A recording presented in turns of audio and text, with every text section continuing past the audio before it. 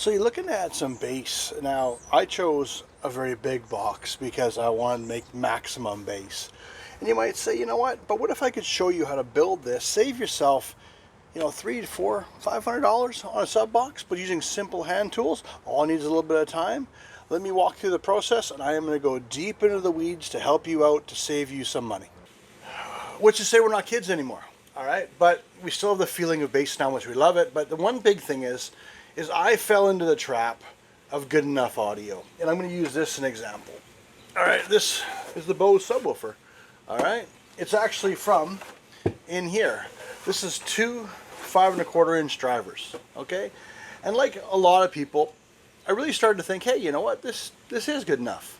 But then I kind of challenged myself and wanted to get into a little bit of competing and having some. I went to a hangout and went to a meetup, and I was really excited about it. Okay, so I added this one. Okay, see you in a sec, guys. Now, but one thing is I had to answer 5 things. What do I need? How am I going to build it?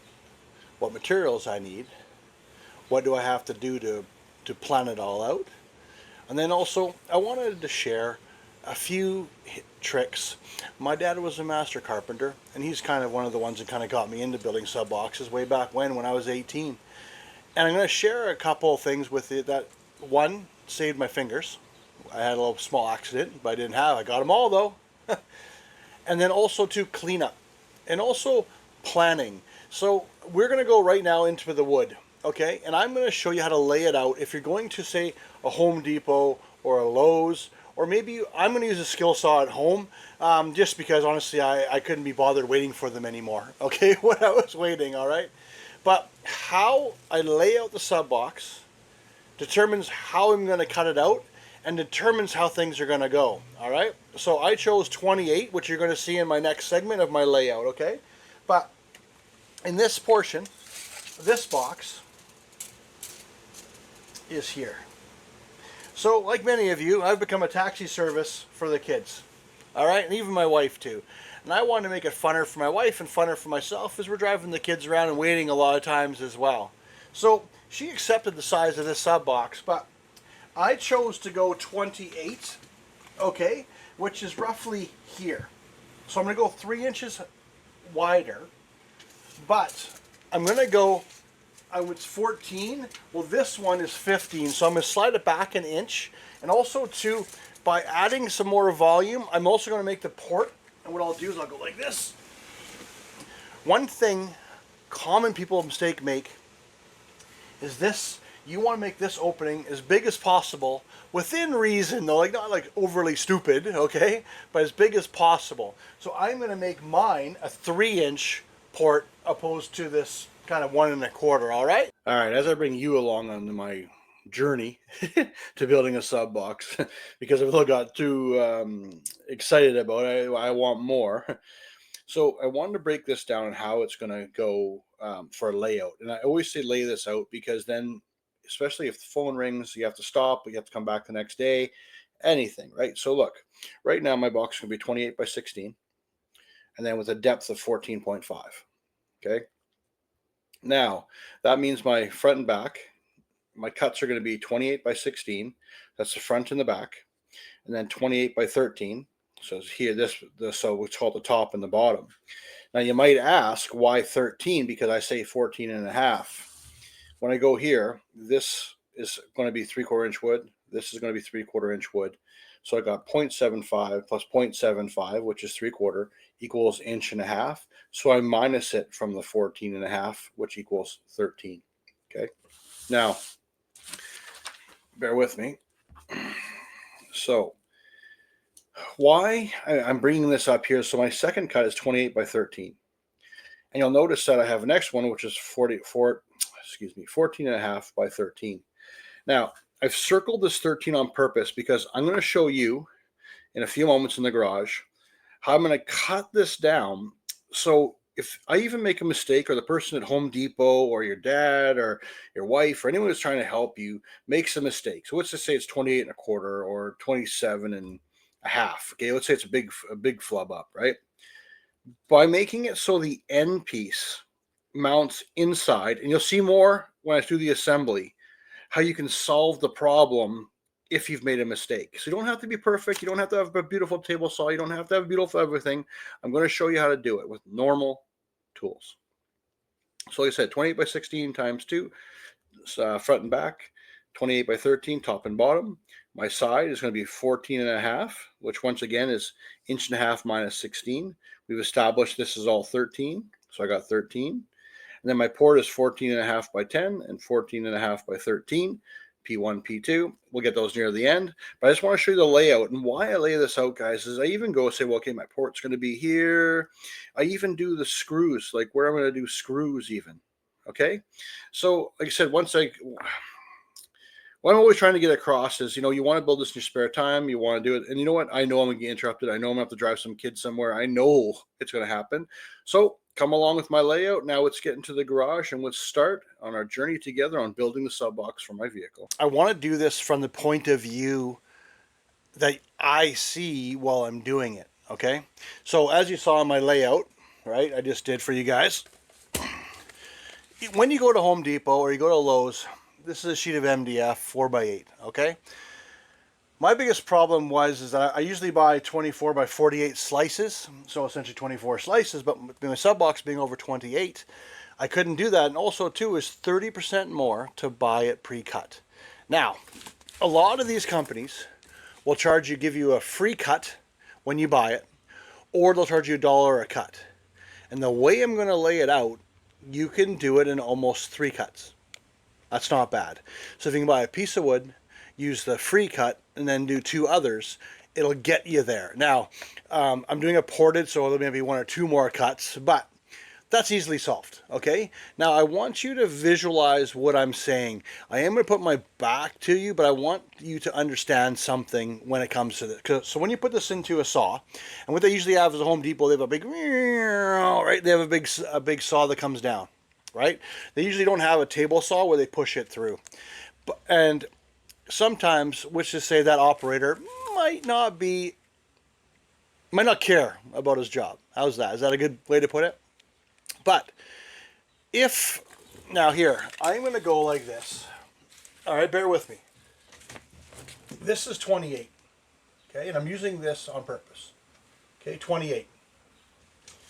Okay, so if this cut, I'll make it bigger for you guys, I'll apologize. All right, so if 28 is here, if I'm say 28 and a half, okay, and I'm generalizing, or let's just say I'm 27 and a half the other way. When they cut it like this, the way I laid it out, remember I did it so they were all the same size, the front, the top, the bottom, and the back. So the nice thing is, if the guy at Home Depot or Lowe's, or even yourself, make a mistake, and say you cut it, and I'm going to go like this for illustration, sake, okay? And you're like, oh, here's 28, and I'm, say, 1/4 of an inch off. It doesn't matter, okay? It doesn't matter, because you're laying it out and building it a certain way. Okay, so like I said with the width, you'll see when I'm assembling it as well, since all of them are the same width. So, like I said, so even if I go here, and I go, and I cut this, which I'm going to cut in a few moments, by laying it out the way that I did, if there's a mistake, even 1/8 of an inch, it doesn't matter. It doesn't matter to the end goal. It doesn't, okay? Now, if the back and the front, if I cut the front, it was off by 1/2, and I cut the back off, and it's off by 1/2, or 1/4, or 1/8, then the box is going to be like a squircle, right? It goes all over the place, all right? So, laying out the box, #1 priority, okay? There's a reason why I put that section in there, and keep it in mind, and I hope the airplane going by is not getting picked up by the microphone. All right? Let's get right back into it, and I hope you're starting to get where I'm throwing down a little bit. So I'm going to cut this sucker, and then we'll go from there, and then I'm going to lay it all out on this board, all right?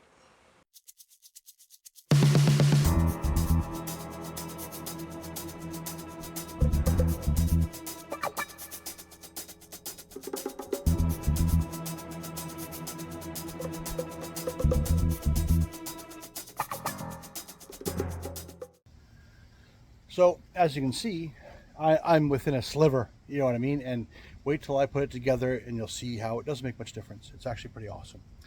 Now, I have to do, like I said, it's 28 by 16, all right? And then the rest are 14.5 by 13. So what I'm gonna do now is I'm gonna do the 2 cuts at 16 on the saw, okay?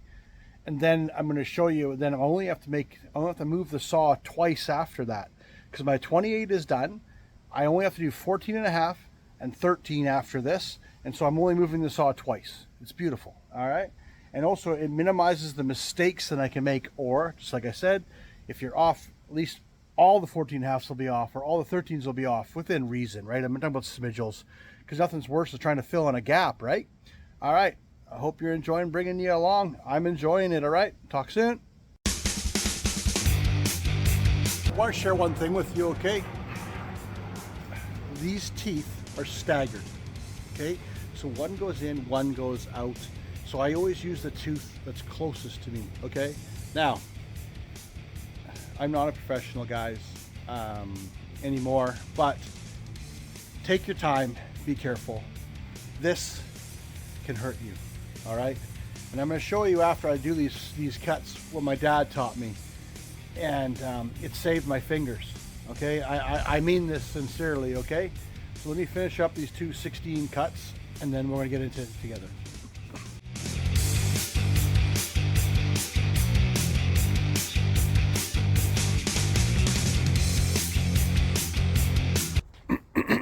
Guys, I want to share something with you. It's close to my heart because one of the things I thought my dad was, you know, like all young men, we thought our dads were full of crap and blah, blah, but I want to show this, okay? A lot of people here will tell you, look at this, to have the saw way above the material to give you a cleaner cut. Problem is, if I slip or I go across, you can see I'll lose my fingers. So what my dad taught me was this. Just lowering it down.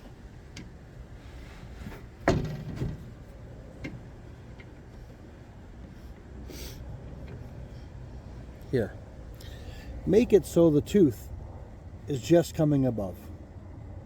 Okay? Years ago, my hand slipped like this, and you know what? I just had a line across my fingers. I didn't lose my fingers, okay?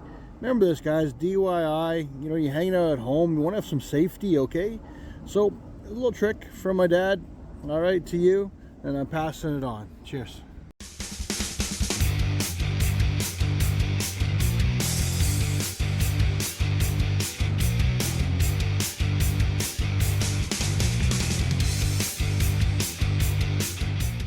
So, I had it at 13. So I did my 28 by 16 because I was one, only 2 cuts needed to be at 16. Now I'm at 13, okay? So like I was saying to you, if I'm off, okay? So now I'm looking at doing my 14.5 by 13, and I don't want to move the saw because the 13 is an inside cut, like I was telling you. So if I'm off, it'll all come together, okay? So now I'm going to do 2 14.5s by 13, okay?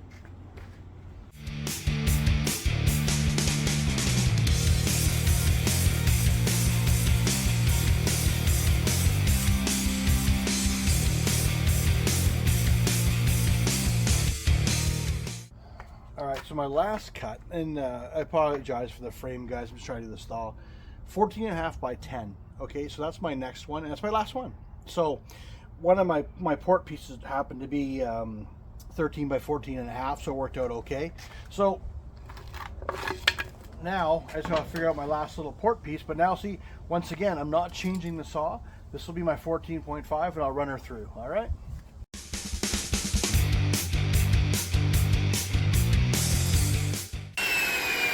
Hop right into it. Oh, sorry. Alright, let's start assembling this bugger, alright? I know, but I want to show you the whole thought pattern. It's been a while, but I want you to show what I'm doing, alright? I want to take you along my journey, alright? So I wanted to show here, look. Since I used all the same, look, see? They're all And I use very simple tools. Okay, guys? This is what I wanted to show you by laying out the way I did. I can get it 99% of the way there. I want to show you something about screws, okay? So you'll see this is a piece of 3/4 inch wood, okay? If I use a small screw like this, you'll start to see how I get it like this for you. There's not much pulling power through here, okay? Now, I'm going to use a green one just because it shows up better. See the screw here, and it has these no threads. So what happens when this gets through the material, it'll continue to screw down here, and it sucks it down, okay? I know it might be a little bit harder to see with this one, but see how there's no head. So in order to get it to suck down, you'd have to get it to here, okay? I'm going to show you a black one here. This is a 2-inch. And see, when I get to there, it doesn't start sucking down until here, okay? So this is for clamping the wood, pulling it together, okay? When you use brad nails and stuff, sorry guys, this is just how it is. When I use brad nails, you're tacking it in place until the glue hardens. When you're using a mechanical means, by pulling it down, you're actually clamping it as well. So like with brads or air nailer or whatever term you want to use, you're really actually good to clamp it. You should be clamping it, okay? Anyway, let me get on to assembly.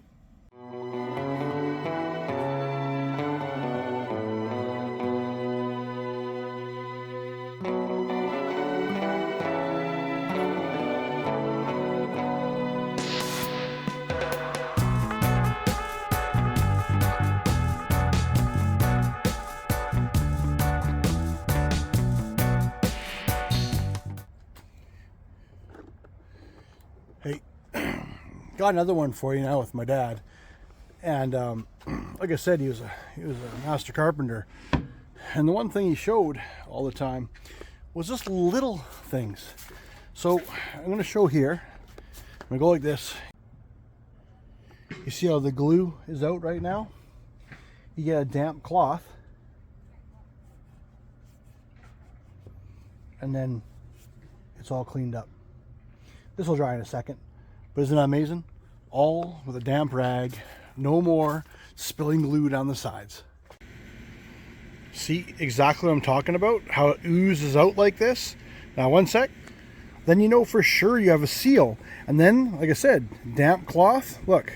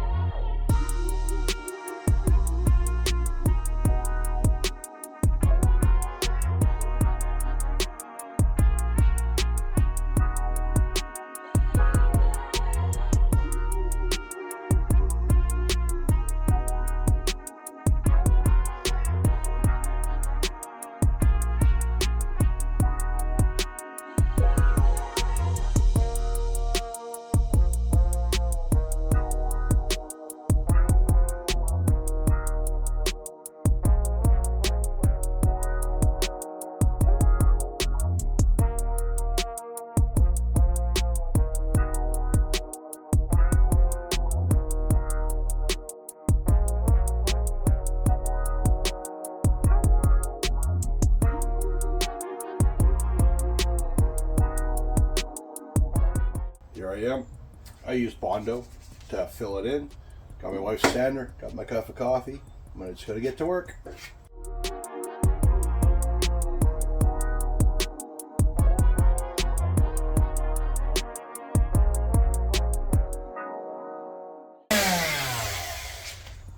I like to mention how much I friggin' hate Bondo dust. Anyway, I'm gonna turn it off. I'm gonna get back to this one and then I'll show you near the end.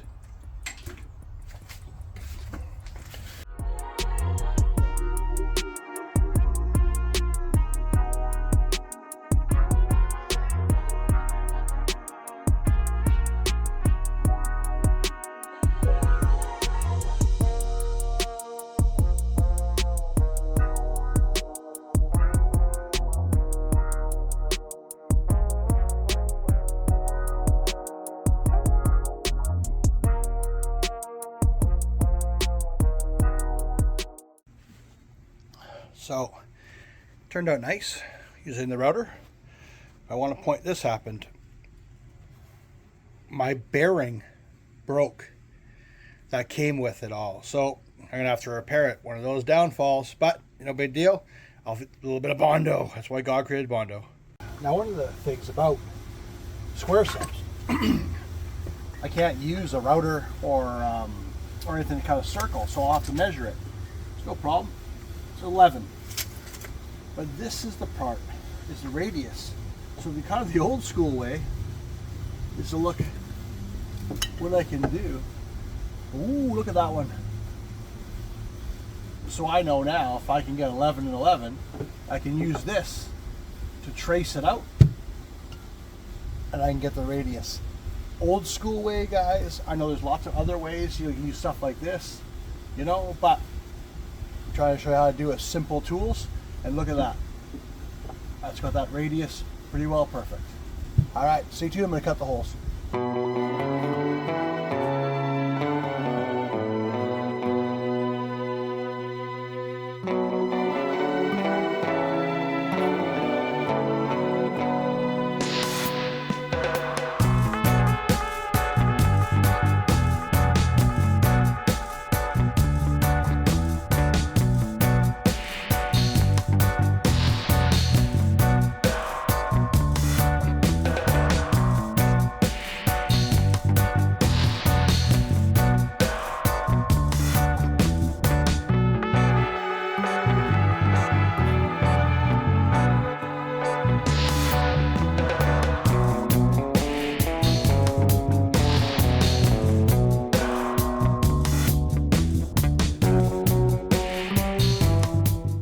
Hey, I'm going to show these. You see here? This is called a T-nut. So this goes into the wood and bites in, and then it gives you to thread in. So I'm just going to install these right now. That way it can never rip its way out and it cinches the sucker right down. Go like that. Maybe you'll see a little bit better. Get the idea. All right.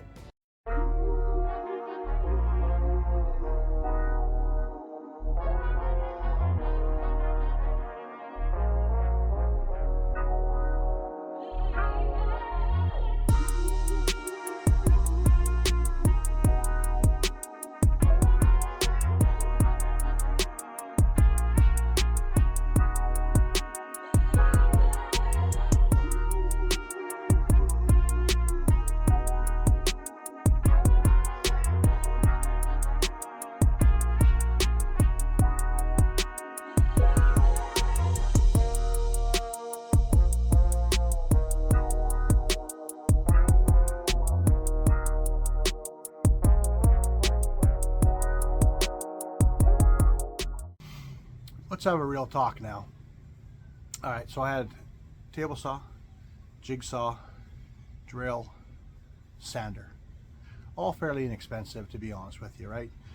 Table saw, beg, borrow, ask. If you don't have a table saw, get Lowe's or Home Depot or wherever, cut it. Even if it's 10 cuts, it's $10. Big deal, okay?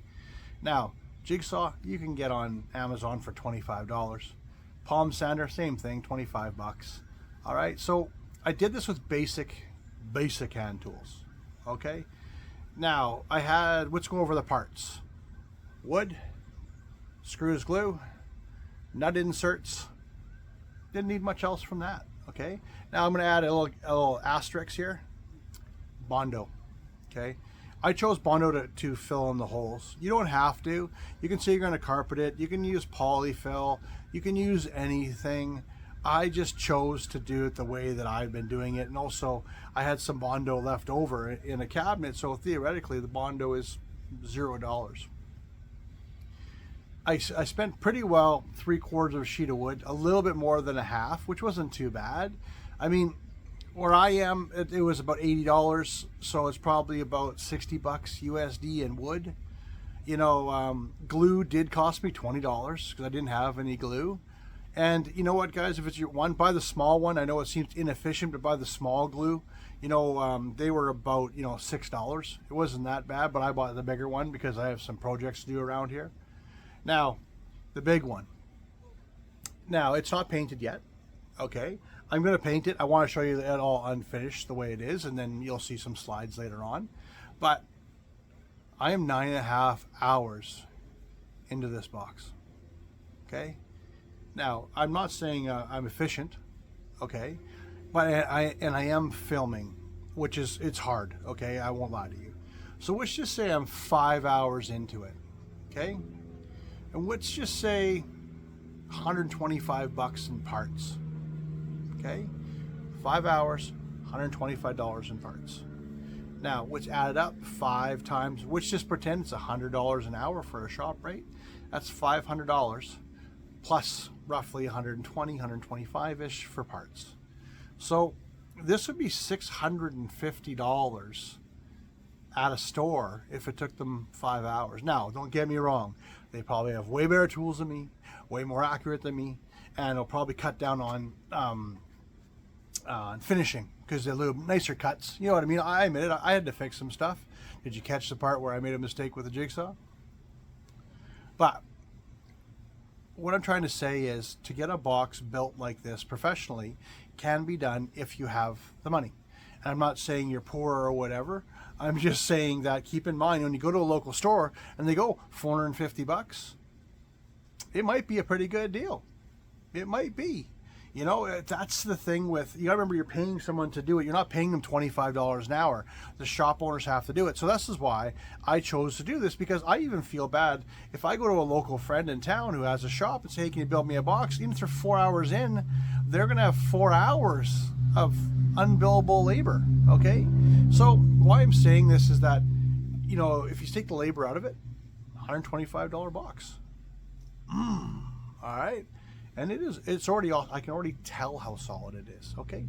So keep in mind with the DIY, you know, you're trying to save yourself a little bit of money, but maybe if you do this yourself, maybe get the wiring done or installation done by a professional, so then they'll give you some warranty on your products as well.